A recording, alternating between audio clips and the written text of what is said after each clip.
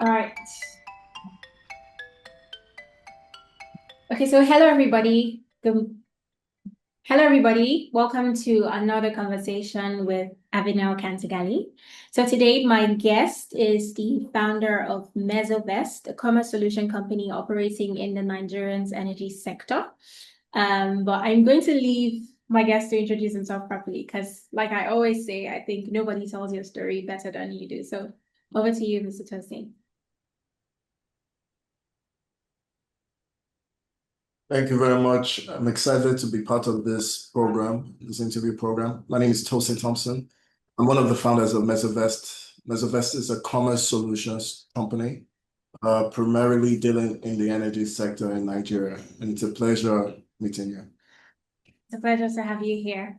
All right, so can you tell us a bit about your journey into the energy space and what led you to starting Mesovest? So where do I start from? It started from my career on Wall Street. I always wanted to, I had over 15 years working in the financial sector, but I always wanted to move back and build something at home. And by chance, connected with an old schoolmate of mine, who is currently my co-founder as well. And we decided to interestingly start a fintech company in Nigeria where we're giving credits to the small businesses that were underserved. Now, there's a difference between the theoretical and the practical. And there's also a difference in, and we can get into this later, the nuances of business, where there's a difference in operating in different regions of the world. And we learned the hard way in operating in Nigeria that we had to tweak a few things in the lending value chain and create some sort of focus. And it's in the process of creating the focus where we had a few conditions that had to be met in reshifting our model. That process gave birth to the energy sector that we are playing with. Specifically, we're looking for, an area that was more resilient to economic changes, a sector that was more resilient to economic changes, which is the cooking gas sector and energy sector, because it's a consumer staple, it's something that is needed. Right. An area that was of need. And as you know, the energy space, whether it's gas, whether it's whether it's gas for cooking or whether it's power is of need. And then the last condition was the backing from a country perspective. And there are policies that have been passed by the government that is showing seriousness in this sector. The PIA, the Power Act of 2023 as well, is showing seriousness by the government to back business initiatives and infrastructure development in the energy space. So in a nutshell, that's what spurred our decision to get into this space. All right, well, that's an interesting one. Okay, so my next question is, what experiences have most shaped your perspective on the intersection of infrastructure, energy, and commercial real estate generally in Lagos specifically? So you want to know how my perspectives have changed in Yeah, terms of those areas? yes. So I'm going to put commercial real estate last. I'll start with my bread and butter, right, which the energy sector. If I'm talking about cooking gas, LPG, you know, the seismic shift is from a major player that has come into the market, and that's Dangote Refinery. Not many people know that Dangote also produces a byproduct of crude oil, which is LPG. So LPG cooking gas is currently marketed by Dangote, produced and marketed by Dangote. That has brought efficiency in the supply chain of LPG. And depending on where you sit whether on the supply side or the demand side is good or bad, I would argue that I would say that those that are on the supply side are frowning now because with efficiencies, meaning the margins are being cut slim a bit. But in the interest of Nigeria, that's a good thing, right? When the margins are cut slim a bit, a bit of the cost savings is passed on to the consumer. There's still a lot of work to be done in that regard, but the Dangote refinery definitely helps. In terms of, so that's for cooking gas and gas in general, distribution of that. In terms of power, unfortunately, my perspective hasn't changed much in terms of the execution, just because we haven't really seen much progress from what we've always experienced or what I remember always experiencing growing up in Nigeria. We still have the same challenges with power, power consumption.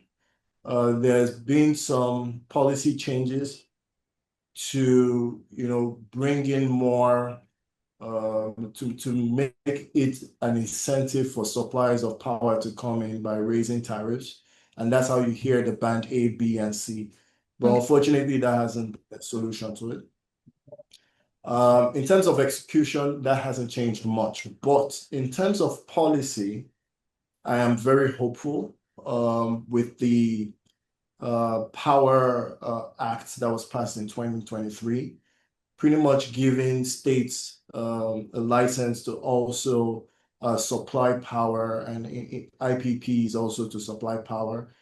And for me, that's a workable model for a country like Nigeria. I think a solution is to get out of a centralized generation of power to a more decentralized generation and distribution of power, which that Power Act addresses. A few states are already adopting that. I think Abia State is leading the charge on that, and they're having more stable power in that regard. A few other states, Lagos State has some programs that they're pushing through with private individuals to start generating independent power. The execution is not yet in full force, but in terms of adoption of that policy and execution towards that policy, I'm hoping that that is a real solution for power in Nigeria. And lastly, the last one is the commercial real estate. Right. So that's not my expertise, but I can come in from a energy angle on it. And so if we're talking about perspectives changing in the energy, in the commercial real estate space and linking it to energy, the obvious and exciting change is the introduction of renewables as an alternative to the grid-based solutions and the diesel solutions that we currently have. The adoption of renewable energy, specifically batteries, inverter systems, solar systems, is very interesting. Now we have a lot of commercial real estate buildings adopting a hybrid approach to power, as well as also self-generating their own power and integrating all that to the grid. So even though the grid is inconsistent, with the self-generation of power using diesel or gas generators plus the renewable solutions like solar, we can have a more consistent power across that commercial sector. So that's how my perspective on commercial real estate changes. All right, great, thank you. So in your view, right, how does energy availability and reliability impact the value and performance of commercial real estate assets in Lagos? I mean, that's one of the core variables for any revenue generating assets, right? Energy is very important, but let's even drill down a little bit more into that, because I think we'll have to now segment it into the type of business, right? Because some businesses are even more dependent on energy for their source of revenue than others, right? But in general, energy is a core factor in determining or running your business. And in fact, I would argue that one of the things holding us back as a country in Nigeria with the inconsistent supply of energy is that it's killing our manufacturing and producing industries. That's how important energy is. So with the commercial businesses, if I just, segment into a few businesses that really lead on energy, you have your restaurants. Just to give an obvious example, you wouldn't want to go to a restaurant that doesn't have power running as an Oh, example, yes. right? Right, and then also the cooling process is run by energy, right? So most of the food produce are stored in a refrigerator. Without energy, that spoils. So not just the comfort, but also it's required for the engine that runs the restaurants as well. Same as another commercial asset would be a filling station or a petrol station, right? For you to be able to run the pumps, pay, POS, everything, energy is very integral. So there's a direct impact of energy availability in businesses like that. So it's not a nice to have in that regard, it's a must have. So the question now will be, since it's a must have, if I'm not getting into by the grade or a cheaper source, there's definitely going to be a cost impact, because if I have to run my business, then I have to generate using a diesel generator or a gas generator, and we can get into the details of that. As you know, now diesel is almost 2,000 naira a liter. How is that company or that filling station or that restaurant factoring that cost? Are they passing it over to the consumer, or are their margins being reduced because the costs are coming up? So these are the hard decisions being made by, one, inconsistent power, and two, the cost of power. All right. The other, indirect ways energy affects, with the introduction of renewables, it helps soften the blow a little bit. So your office spaces where, running the computers could be run on a USB, as an example, or not as, you might not need a massive generator. You can lean more on hybrid system to run your computers, etc. That's a softer blow on the inconsistencies of energy. But at the end of the day, if you need to figure out an alternative to producing your power, now the capacity and the scale at which you produce will also determine the cost. Right. And that all falls on the type of business that you're running. All right. So yeah, I like that we've emphasized on how important energy is, right? Especially in the commercial market, right?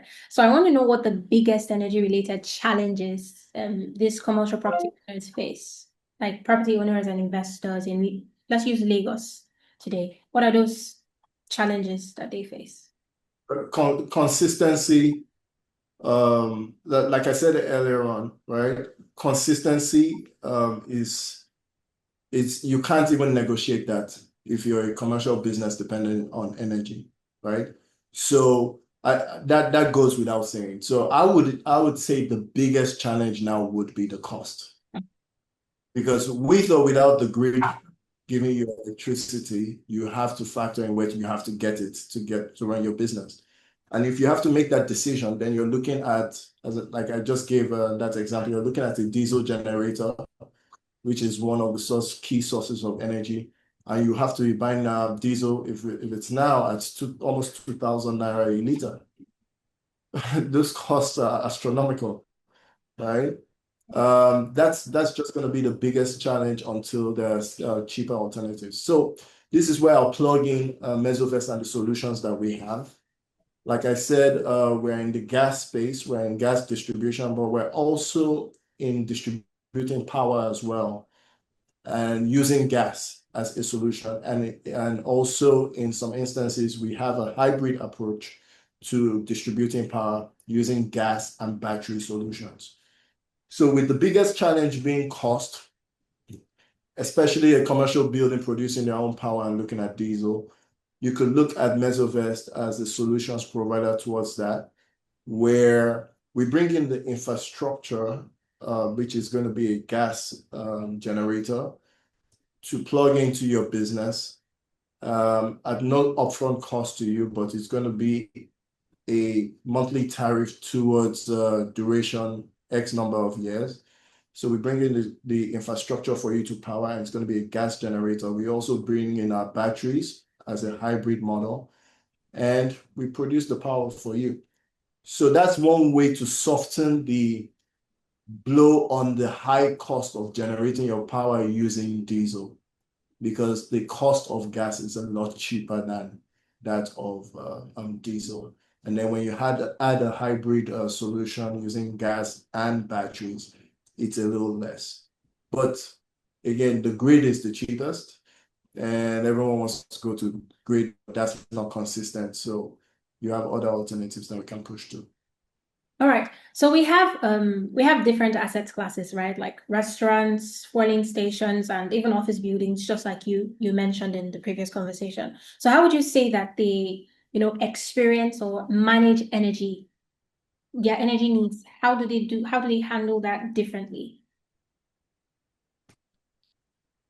So, so when you say experience and manage the energy needs, you say, is it at use? I'm taking it as they're generating their revenues. Is that what you mean? Yes. In terms of the adoption of energy as yeah, it just ties in how directly your business relies on energy to run revenue. So if I'm in an office where I'm using computers and it's not really, the computers are not revenue generating, it's just for me to source information and get organized, etc. Even though energy is required, it is not directly tied to my revenue, right?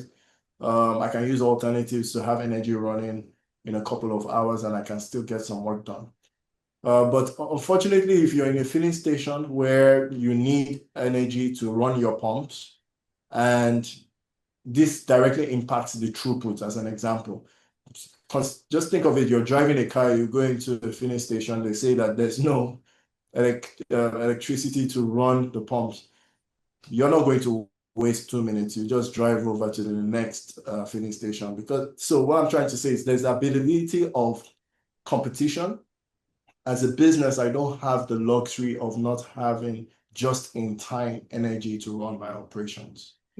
So availability is needed. And how do I adapt to that availability? To make sure that alternative sources of energy are available. And unfortunately, if I have to make that decision and the only alternative I have is diesel, it takes up the cost. And that cost will be passed on to the consumers, because no business wants to hold the cost to themselves and have their margins reduced. And that means that you'll be paying more for the petrol when you go over to the petrol station to fill your gas, etc. All right. So the next question I have for you is actually a very interesting one. So, to what extent do you think energy efficiency influence like rental pricing or occupancy rates or investors' interest in the Lagos space as a commercial real estate space? It directly impacts rental pricing. Now, landlords have just been very slick in, presenting that cost. Sometimes they'll give you the cost of the renting the property upfront, and then they'll now separate out the service charge, and they let you know that listen, the service charge is on you. So they are not tied down to any contract on what, or any fixed contract on what that service charge could be, because most of the service charge is tied to power, right? Right. And as the cost of diesel and everything is going up, that changes astronomically. Imagine you had a fixed contract signed with a tenant last year on the purchasing of diesel. Right now, the landlord will be bearing the brunt of that if there's no clause to say that, listen, we can increase this as the cost of fuel increases. Right. So with energy, it's the largest variable when it comes to the cost of the service charge, that is the service that is charged to the client. So as a potential client or that is looking to rent an office space or rent a commercial property, what you're looking at obviously is you see a direct cost impact of energy being factored into that rental. As energy goes up, rental goes up as well. So that's the direct. Now, there are more things to consider, because I think Nigeria is very unique. because we have all accepted that we have to produce our own energy. So this is expected across the board, whether you're in Ikoyi, whether you're in Mushin, whether you're in Animosho, whether you're in Ogun State, wherever. If we're talking about the commercial property, you expect energy to be present, whether the landlord is producing it, whether the landlord is providing it, or whether you are providing it, you will need energy. And at the end of the day, you as the tenant will be paying for it. So energy is directly factored in the cost of rental. And that's a non-negotiable. So anyone that is serious in renting a commercial property has to be ready to bear that cost, whether it's coming from the landlord or whether it's coming directly from their pocket and they're the ones generating their own electricity. All right. So in view to like the inconsistent grid power that we are currently facing, right? So how would you say developers or asset managers, how are they adapting to that? Are we going to be seeing more embedded generations, renewables, or hybrid systems? Yes, that's what I talked about earlier on. And that's the beauty of, when development is happening, when technology is evolving, that's happening in the energy space as well. We can look at this as a blessing in disguise. Now you see a lot of buildings, apart from running their own generators, they're putting in their hybrid systems, they're putting in battery systems, inverter systems, solar systems. So that's not a base load solution. Base load meaning the core energy solutions that will give you 24 hours of energy, but that's also as a backup to the base load that you have.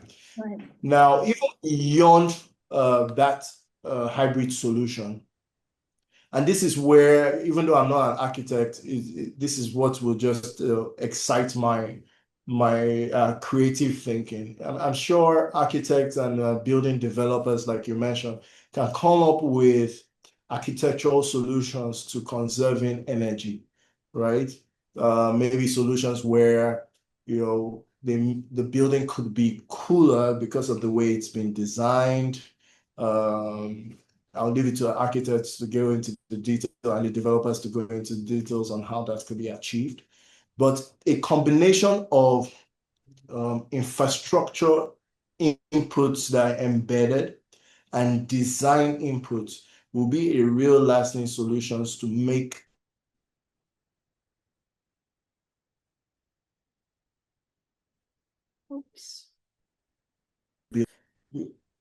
Nigeria, whether it's Lagos or anywhere in Nigeria. One good thing is that we have ambient access to the sun, right? So, and we have realized that. So the solar solution as well is a real thing, and it's something that is being adopted by a lot of developers.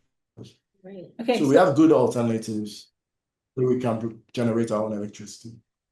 All right. So with everything that we have spoken about and discussed, I want to know, do you think that the energy infrastructure could become a defining factor in, determining like maybe prime or secondary commercial locations in Lagos?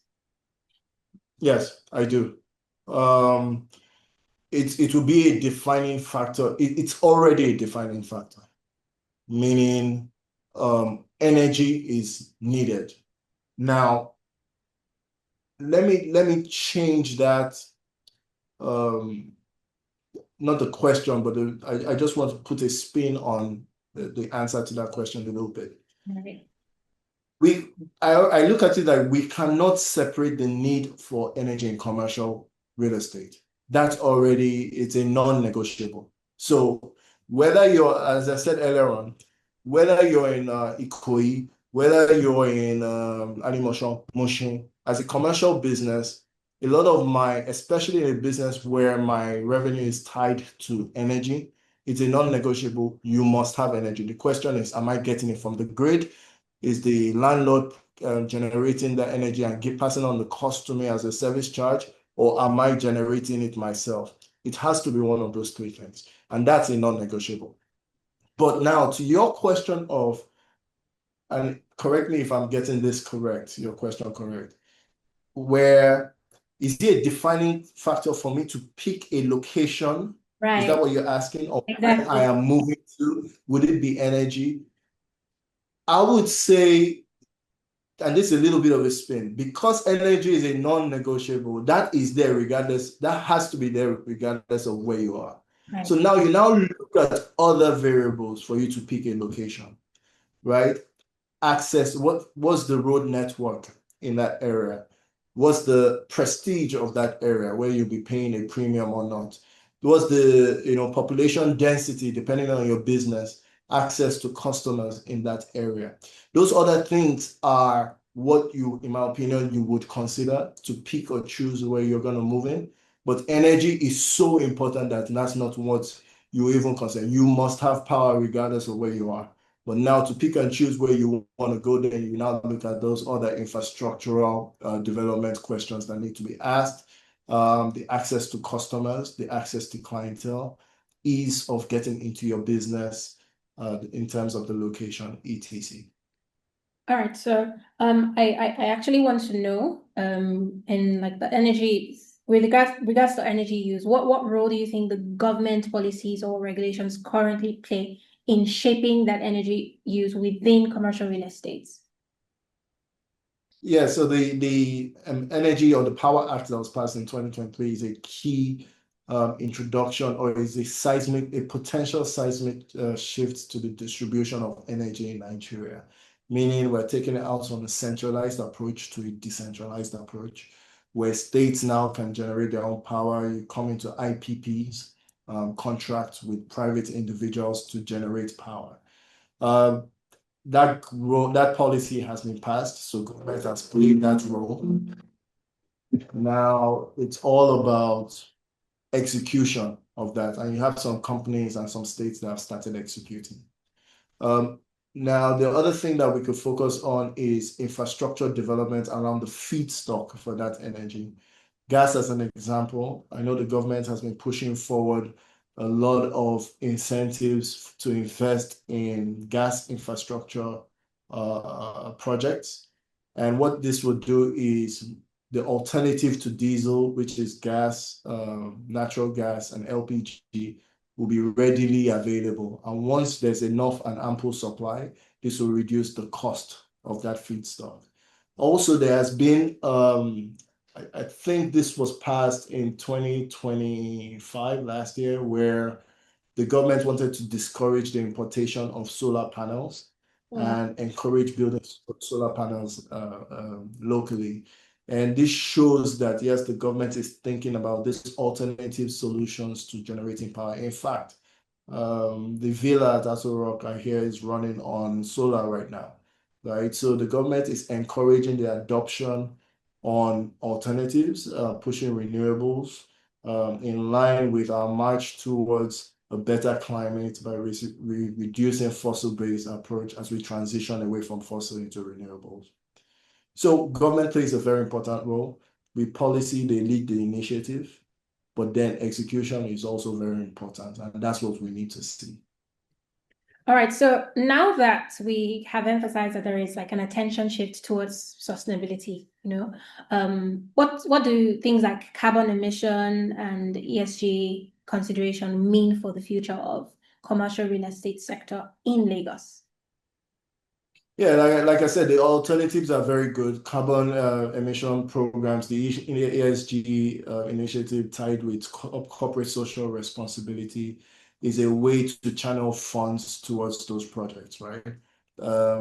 A carbon, generating your carbon footprint and a way to monetize that gives an incentive to consumers, whether it's the commercial real estate properties themselves, people that rent from the commercial real estate properties. It gives them an avenue to pay attention on the type of energy they use and the use of the energy, because there's no better incentive than money. So if you create a channel for people to either make some sort of revenue stream by being energy efficient and responsible, people will fall in place. So that's what I like about the carbon programs, right? It works with the key incentives that make human beings move. I mean, don't get me wrong, we could be altruistic sometimes, but when you mention money, that, yeah, you can make money from this, everybody falls in line. That's what I like about this. And then it ties it into even the corporate social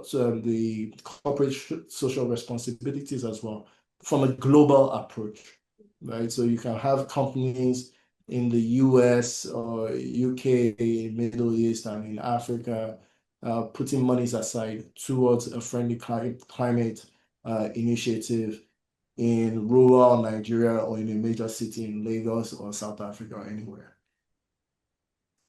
Okay, so I think I have come to the end of my questions, the questions I had lined up for you. So at this point, I'm going to say thank you very much, Mr. Tosin, for agreeing to have this conversation with me. It's been a very insightful one, and I'm sure that every other person watching would agree with me. So thank you so much. It was a Thank good you very much. I time. had a good time. Yeah, I Okay. did too. And I have learned a lot from you as well. And I look forward to having more conversations with you also. So Look yeah, thank forward you to it. Thank you. everyone for watching. So for those watching, don't forget to like the video, drop a comment, and share with somebody because there is definitely someone in your network that needs to see this. So thank you again. My name is Bukia Mosun, and I'm signing out now. Have a great day.